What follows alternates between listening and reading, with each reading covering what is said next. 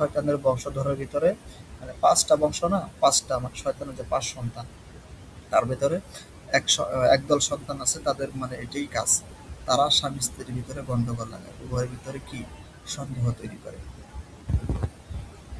এটা কিভাবে করে? ইনারাও জাদুর মাধ্যমে করে। কথা বুঝতে পারছেন? ইনারাও কি নজর এবং জাদুর মাধ্যমে করে। তাহলে বশীকরণ যত শুধু মানুষই নয়, জিন্নাতরাও কি করে অনেক ক্ষেত্রে। আচ্ছা, যেটা আলোচনা করতেছিলাম আহ, আপনার কি বশীকরণ ক্ষেত্রে, বশীকরণ জাদু করা হয় সে ব্যক্তি তার ইচ্ছায় বাইরে গিয়েও কথা শুনতে বাধ্য হয়, তার প্রতি আকৃষ্ট হয়, এমনকি অকারণেই তাকে ভালোবাসে বা বিশ্বাস করে। যারা জাদু জানে তারা তন্ত্র মন্ত্র, তাবিজ, কবজ, জিন ও শয়তানের সাহায্যে এই কাজ করে থাকে। এটি অনেক সময় অবৈধ প্রেম ভালোবাসার জন্য, আবার অনেক সময় স্বামী স্ত্রীকে বশে আনার জন্য করা হয়। বশীকরণ জাদুর উদ্দেশ্য কি? এই জাদু সাধারণত নিজের কারণে করা হয়, কাউকে নিজের প্রেমে পড়াতে, স্বামী বা স্ত্রীকে নিজের কথায় রাখতে, কোনো মেয়েকে বা ছেলেকে নিজের দিকে আকৃষ্ট করতে, যে কোনো মানুষকে বাধ্য করতে, চাকরি, ব্যবসা, বিচার, সম্পর্ক ইত্যাদিতে এই বাধ্য করতে। তারপর একটা হলো প্রতিশোধ নিতে, কাউকে ধ্বংস করতে বা শাস্তি দিতে। এখন এটা আবার ব্যাখ্যা আসতে পারে, এটা আবার কি হবে? কাউকে সাক্ষী মানে শাস্তি দেওয়ার জন্য আবার বশীকরণ জাদু করা, এরকম অহরহ ঘটনা দেখা যায়। বিষয়টা দেখা যাচ্ছে ওদের ভিতরে একটা গন্ডগোল, সেই করে তার মেয়েকে বশ করে তার ছেলের সাথে লাইন লাগাই দেয়। হ্যাঁ, এই সমস্যা করে আবার দাবি করে তোমার ছেলে এরকম করছে, হ্যাঁ করছে, তাই করছে, এগুলো নিয়ে তারপর আবার কি করে আপনার ওই জরিমানা আদায় করে এলাকা মানুষ বসে এরকম। আর প্রতিশোধমূলক কাজ এটা। তারপর দেখেন বশীকরণ যত ধরনের পদ্ধতি।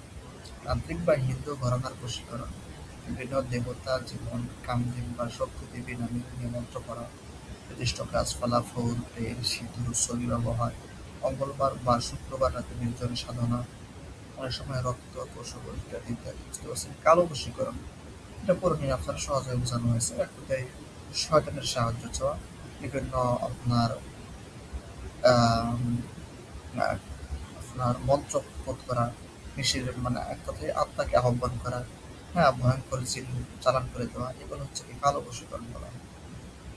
ইসলামিক নামে হারাম জাদু, দেখেন কোরআনের আয়াত উল্টে বা বিকৃত করে তাবিজ বানানো, নাম বা মায়ের নামে তাবিজ বানিয়ে কবর অনুমতি ফেলা, একে ইসলামিক তাবিজ বলা হয়। বাস্তবে এগুলো জিন বা শয়তানের মাধ্যমে কাজ করে। বুঝতে পারছেন বিষয়টা? এরকম অনেক মুদাব্বিররা করে। তারপর দেখেন যার উপর বশীকরণ যাদের করা হয় তার লক্ষণ। এখানে লক্ষণগুলো আপনারা পড়ে নেবেন। এখন হচ্ছে চিকিৎসা। জাদু শাস্ত্রের বশীকরণের কাজ উদ্দেশন এর স্তম্ভের মধ্যে পড়ে। বুঝতে পারছেন? বশীকরণটা কি? উদ্দেশ্য আর একটা স্তম্ভ আছে। আপনারা যারা পিডিএফ গুলো পড়ছেন ভালোভাবে তারা বিষয়টা বুঝতে পারবেন। উদ্দেশ্য একটা কি রয়েছে, স্তম্ভ রয়েছে। এই স্তম্ভের মাধ্যমে এই আপনারা এই তান্ত্রিকরা এই কাজগুলো করে থাকে। সেটা বুঝতে পারছেন? তাহলে কি বুঝলাম?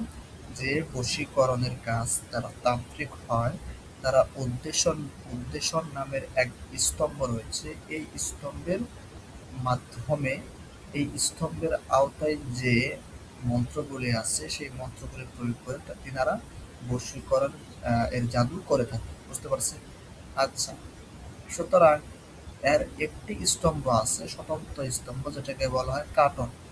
বুঝতে পারছেন? কাটন বলা হয়, কাটন স্তম্ভ। এই স্তম্ভের মাধ্যমে কি দ্রুত আবার সেটা কেটে ফেলতে পারে। এটা তারা মানে আপনার তান্ত্রিক ক্রিয়াভাবে করে থাকে। এই হচ্ছে বিষয়। আচ্ছা, এই স্তম্ভের মাধ্যমে জাদু কাটতে হয়। আমরা কিভাবে ইসলামিক পন্থায় এই জাদু কেটে দেবো, এই বিষয়ে আলোচনা হবে ইনশাআল্লাহ। এখন আসে দেখেন বশীকরণ জাদু কাটার নিয়ম।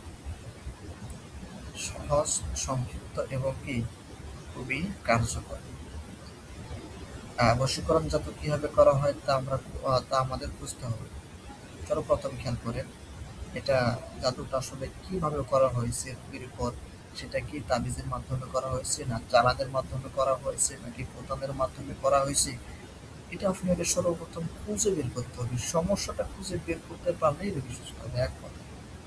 বুঝতে পারছেন? যদি সমস্যাটা না খুঁজে পান, সেটা কি করতে হবে সামনে আসতেছে। বাড়িতে যদি তাবিজ পোতানো থাকে তাহলে সেই তাবিজ উঠিয়ে ফেলতে হবে।